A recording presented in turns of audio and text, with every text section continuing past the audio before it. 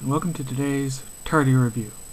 Today I'm going to review Inglorious Basterds, which came out in 2009, so I'm about 4 years tardy on this one. Now the first thing you gotta know about this movie is that it's not the movie you think it's going to be.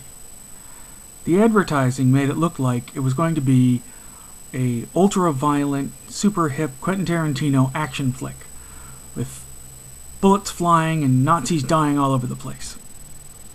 It ain't. That's not the kind of movie you're going to see.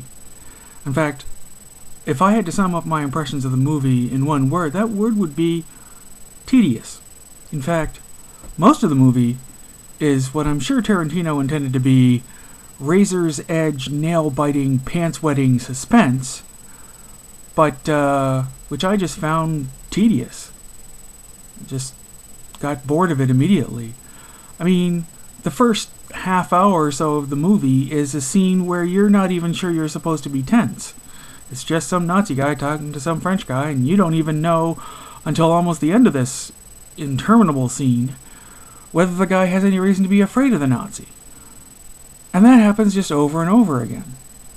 People talking to Nazis, you don't know what's going to happen next. Oh my god, does the Nazi know? Does not, blah blah blah. I'm not sure what Tarantino was thinking by doing something so blatantly repetitive. I can only imagine that in his mind, he thought each of these scenes was going to be like Pulp Fiction, the starting scene, when Julius is just standing there, going, mighty fine burger, and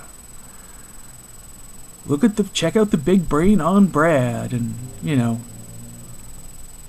But, then we at least had some idea of why this was a tense situation. So forget any idea you had about this being an action movie, because it ain't. There's some action scenes in it, but that no more makes this an action movie than the horse in the elevator scene made True Lies into a comedy. The second thing you should know is that the aforementioned bastards are actually not central to the movie.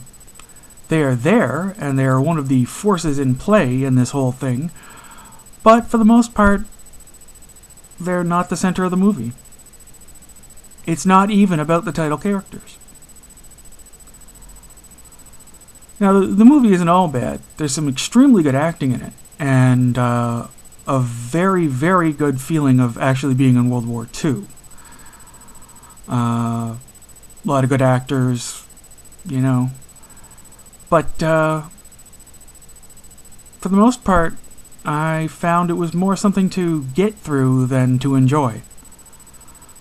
I just, if you're going to just set me up for one supposedly tense scene after another, I'm just going to tune out. I'm just going to go, yeah, whatever.